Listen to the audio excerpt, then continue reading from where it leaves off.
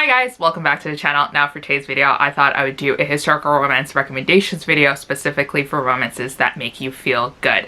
Now, I've done a lot of these videos in the past before, but for contemporary romances, they've done really well, and I feel like a lot of people just want low angst and funny and comedic and romantic romances. So here I am giving you some recommendations specifically for the subgenre of historical romance. Now, for the first recommendation that I do have for you is this one called Love is Blind by Lindsay Sands. I feel like that this romance has either been kind of forgotten about but read by many, or it's just a book that has been published a couple of decades ago and lots of people haven't heard of this book. But this was one of the first few historical romances that I started reading when I first dove into historical romances, and I absolutely fell in love with this book. This one involves our heroine who is kind of awkward, mostly because she does wear glasses, and because she wears glasses, she sticks out like a sore thumb, and she's not part of the conventionally pretty type because of the glasses. So her family insists her that she shouldn't wear glasses when she is going out into the season and she is meeting all these,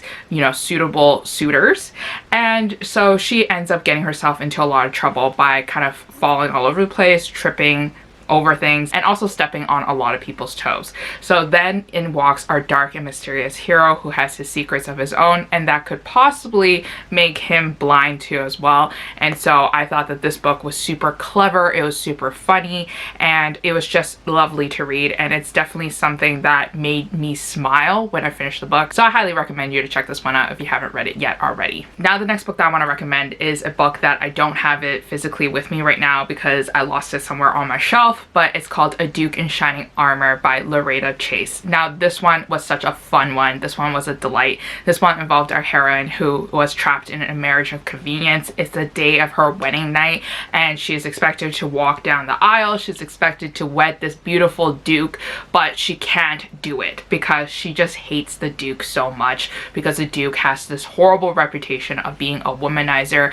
and just constantly cheating on everyone, and it's just a messy situation. So she ends up getting herself really drunk, and she's a babbling fool, and she's getting very anxious and she's getting very nervous, and she talks with her friends and they all come up with a plan to kind of help her escape the wedding. But then in walks the duke's best friend, and he kind of stops her from running away or even just like following her as she tumbles out the window, and he is there to protect her when she is running away from her fate, which is marrying his best friend.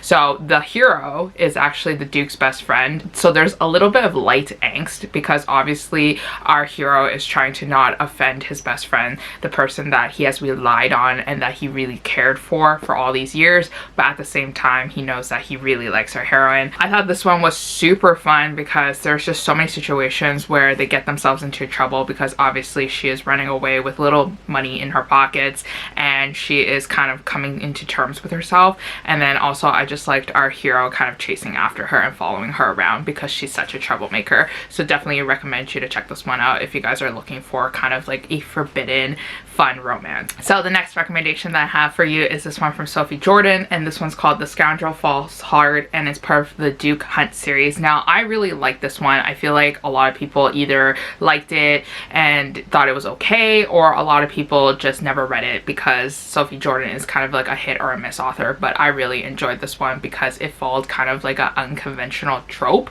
So our hero is actually a con artist. He goes from like village to village and he makes a new identity for himself, and then he steals things from people, or people willingly give it to him because of his fake identity.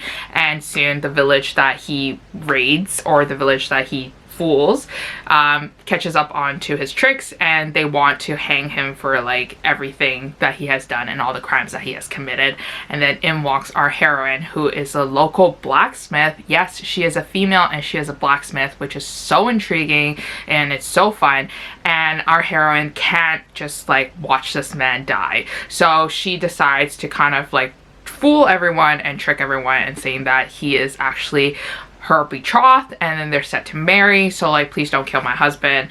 And she's kind of begging for forgiveness. So then they kind of have to do this like fake marriage situation, and it gets really intense because there's a lot of chemistry between these two characters. But overall, it was just a fun little story about our hero kind of just tricking everyone. So I really enjoyed it, and it was a quick read. So the next book that I have to recommend is this one called The Wrong Marquis by Vivian Lorette. And now this one was such a fun one. This one was kind of like an unrequited love situation. Our hero is in love with our heroine, but our heroine is in love with someone else, and throughout the whole book he just kind of spends his time in her way, trying to prevent her from having more time with the person that she likes, in hopes that she can finally see that the right person for her is him all along. I just remember really enjoying this book because our hero was such a charmer and he was such a flirt, but he was only a charmer and flirt for our heroine, and it was up to our heroine to kind of like bring down her walls and to kind of just openly accept his love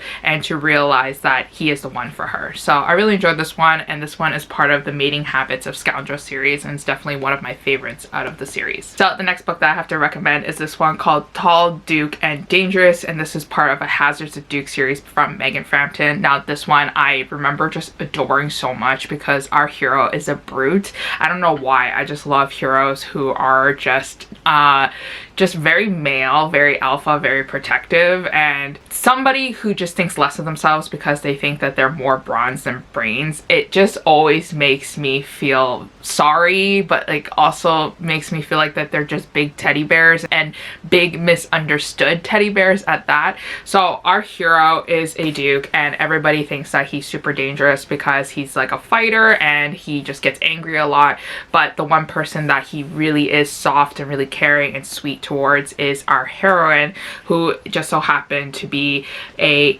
servant, but then now she's turned into a lady in training because of society rules, and also because of the death of her father, and then they finally realize what her true identity is. So it was just really cute watching him being very overprotective over her, and it just had a very light comedic feel in the whole book, and I just really enjoyed it. So the next book that I have to recommend is also another Megan Frampton book, and this one is called 4 Weeks of Scandal, and it's also part of a Hazards of Duke series. I think this is the last book in the series, but this one follows such a fun trope. It involves our heroine who finally gets to inherit the piece of property that her father owned after her father passed away. So she's kind of dealing with the grief of her father passing away while also trying to kind of take care of the property because it's old, it's damaged, it needs restoration, and it just needs a lot of work and things like that. So she's just trying to come into terms with everything, but what doesn't help is the fact that our hero also claims that he is the owner of the property and that he won it during a gambling game and bet. So they both are forced to live on the estate together in forced close proximity as they both try to figure out like who is the rightful owner by looking for like the ownership papers. It just had this fun banter, and it was like an enemies to lovers situation. I just remember loving these two interacting with each other and just having so much fun, and it was just low angst. It was splendid. So I can't recommend this book enough. I don't think a lot of people talk about this book because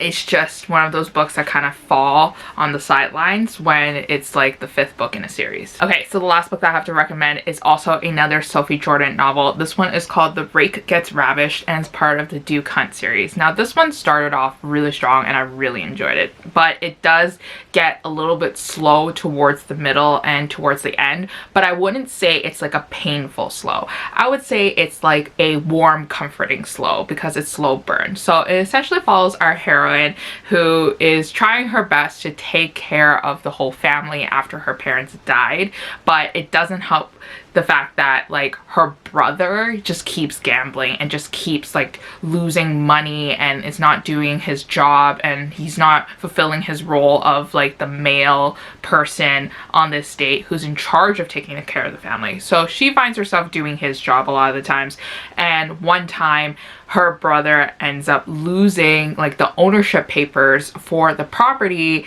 and now she must sneak into like the gambling den to go retrieve the papers so that she can just like keep her house basically. And while she's like sneaking into the gambling den and sneaking into like the office of the person who owns the gambling den, the owner walks in, and then the owner just sees her, and they kind of have this like intimate moment where they are really strongly attracted to each other, but she's there to try to deceive him to get the papers. And then our hero is just taken aback by her beauty, taken aback by her, you know, confidence and her abilities and everything, and he's fully smitten with her. And it's only until he realizes that she stole something from him does he go and hunt her down. And this one was just such a sweet romance, because I thought our hero would be like this like really angry, grumpy brute who would just take the state and just not say anything and just don't care. But in reality, he is a big soft teddy bear, and he genuinely cares a lot about our heroine and even her family. But anyways, that is it for all the historical romances that I have to recommend to you that would make you feel good. Hopefully you have some recommendations to add to your TBR. Let me know in the comments down below if you're reading historical romances right now, and which ones do you enjoy reading a lot, and which one was the last book that you gave a 4 out of 5 star reads to. I love hearing about your recommendations. But I'll see you guys again next time in a new video. Bye.